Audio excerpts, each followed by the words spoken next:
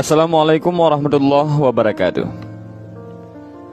Tidak ada yang menyangka seorang laki-laki muslim, salih, bahkan hufaz alias penghafal Al-Quran dan motivator bagi muslim lainnya untuk menghafal Al-Quran, ternyata seorang yang tega memenggal kepala salah satu khulafaur rasyidin, sahabat Nabi besar Muhammad SAW, bahkan suami dari seorang putri Rasulullah, Ali bin Abi Thalib.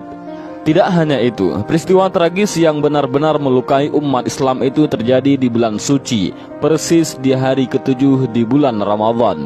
Pada bulan itu, hidup dan perjuangan sahabat Ali karamallahu wajhah itu harus berakhir oleh seorang muslim taat yang meyakini kalau perbuatannya adalah jihad di jalan Allah, Abdurrahman bin Muljam al-Muradi.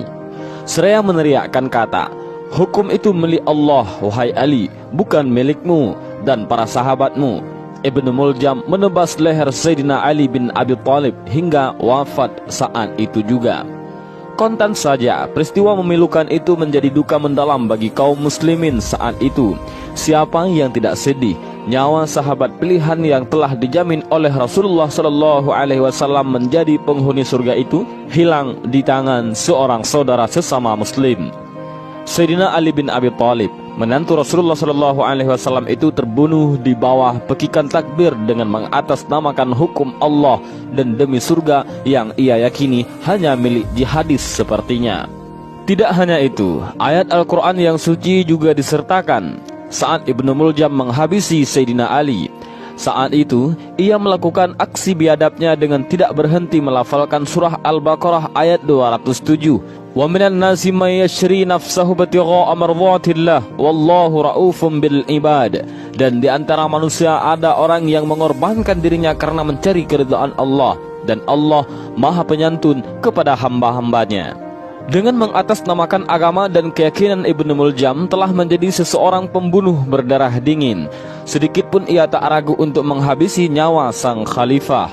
Maka atas aksinya Ibnu Muljam harus membayar mahal dengan hukuman qisas yang harus diterimanya. Pembunuh Ali bin Abi Thalib itu kemudian dieksekusi mati dengan cara qisas. Proses hukuman mati yang dijalankan terhadap Ibnu Muljam juga berlangsung dengan penuh drama. Saat tubuhnya diikat untuk dipenggal kepalanya, dia masih sempat berpesan kepada Al-Gojo, "Wahai Al-Gojo, janganlah engkau penggal kepalaku sekaligus, tetapi potonglah anggota tubuhku sedikit demi sedikit, hingga aku bisa menyaksikan anggota tubuhku disiksa di jalan Allah." Pesan itu disampaikan karena Ibnu Muljam meyakini dengan sepenuh hati bahwa aksinya mencabut nyawa ayah dari Al-Hasan dan Al-Husain itu adalah sebuah aksi jihad fi sabilillah. Keyakinan itulah yang telah menyebabkan seseorang sahabat terbaik, khalifah, bahkan menantu Nabi Muhammad SAW gugur di ujung pedang seorang muslim demi meraih surga dari jalan jihad yang diyakininya. Kisah terbunuhnya Sayyidina Ali bin Abi Thalib di tangan seorang muslim yang taat, soleh, istiqamah, puasa Senin Kamis, bahkan seorang hufaz menyadarkan tentang kebenaran hadis Rasulullah SAW, yaitu akan keluar dari umat ini. Beliau tidak mengatakan di antaranya, "Sesuatu kaum yang kalian menganggap remeh salat kalian dibandingkan salat mereka. Mereka membaca Al-Quran namun tidak melewati kerongkongan mereka. Mereka keluar dari agama bagaikan anak panah yang keluar dari busurnya." Hadis riwayat Bukhari. Ibnu Muljam adalah potret nyata yang terjadi pada sebahagian umat Islam di era modern ini. Pada masa ini, generasi yang mewarisi Ibnu Muljam itu giat memprovokasikan untuk berjihad di jalan Allah dengan cara memerangi dan bahkan membunuh nyawa sesama kaum muslimin.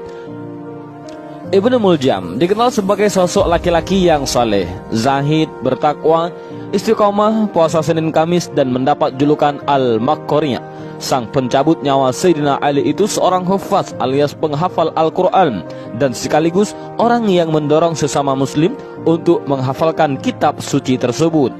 Kesalehan dan kecerdasan Ibnu Muljam mendapat apresiasi dari Khalifah Umar bin Khattab, sehingga ia pernah menugaskan Ibnu Muljam ke Mesir untuk memenuhi permohonan Amr bin Ash untuk mengajarkan hafalan Al-Quran kepada penduduk negeri Mesir itu. Atas kehebatannya, sampai-sampai Khalifah Umar bin Khattab menyatakan, Abdurrahman bin Muljam, salah seorang ahli Al-Quran yang aku prioritaskan untukmu ketimbang untukku sendiri. Jika ia telah datang kepadamu, maka siapkan rumah untuknya untuk mengajarkan Al-Quran kepada kaum muslimin, dan muliakanlah ia, wahai Amr bin Aish, kata Sayyidina Umar kepada Amr bin Aish dalam suatu kesempatan. Namun sayangnya, meskipun Ibnu Muljam seorang hafiz Al-Quran dan ahli ibadah, tapi semua seperti tiada guna karena ia mati dalam keadaan su'ul khotimah, mati di tangan Algojo dengan membawa akidah yang salah. Hidup Ibnu Muljam berakhir dengan tidak membawa iman dan Islam akibat kedangkalan ilmu agama yang dimilikinya. Afiliasinya kepada sekte Khawarij telah membawanya terjebak dalam pemahaman Islam yang sempit. Padahal terhadap sekte ini Rasulullah SAW sudah menegaskan untuk melawan dan memusnahkannya. Akan tumbuh para pemuda yang membaca Al-Quran, akan tetapi Al-Quran itu tidak melewati kerongkongan mereka. Setiap kali kelompok dari mereka muncul, maka mereka pantas untuk dihancurkan. Ibnu Umar berkata, aku mendengar Rasulullah SAW berkata, setiap kali sekelompok dari mereka keluar, maka mereka pantas untuk dihancurkan. Lebih dari 20 kali hingga Dajjal keluar di dalam kelompok terakhir.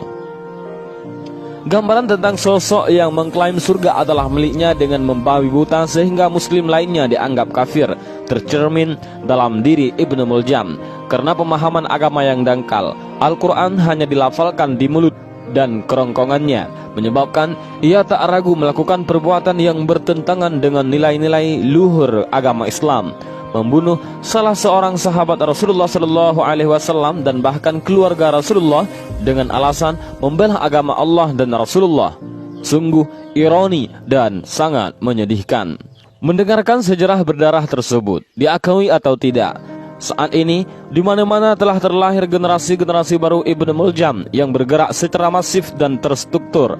Mereka adalah kalangan saleh yang menyuarakan syariat dan pembebasan umat Islam dari kesesatan.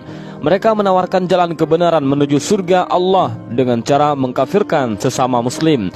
Ibnu Muljam gaya baru ini lahir dan bergerak secara berkelompok untuk meracuni generasi-generasi muda Indonesia, sehingga mereka dengan mudah menyesatkan bahkan mengkafir-kafirkan sesama muslim.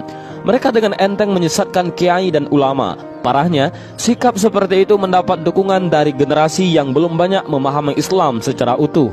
Raut wajah mereka memancarkan kesalehan yang bahkan tampak pada bekas sujud di dahi. Mereka senantiasa membaca Al-Quran di waktu siang dan malam. Namun sesungguhnya mereka adalah kelompok yang merugi, sebagaimana telah diingatkan Rasulullah SAW dalam hadis-hadis lainnya. Kedangkalan dalam memahami agama, kejumudan dan berfikir dan memahami Al-Quran dan hadis mengakibatkan mereka selalu merasa paling benar, bak pahlawan. Mereka merasa paling berjuang membela kepentingan agama Islam, padahal hakikatnya mereka sedang memerangi Islam dan kaum muslimin. Membunuh sambil bertakbir, merasa paling Islam sambil tak henti menyebar kebencian. Saat ini kita menyaksikan bagaimana negara-negara Islam sedang mengalami kehancuran karena ulah para generasi Ibnu Muljam itu. Irak, Suriah, Libya,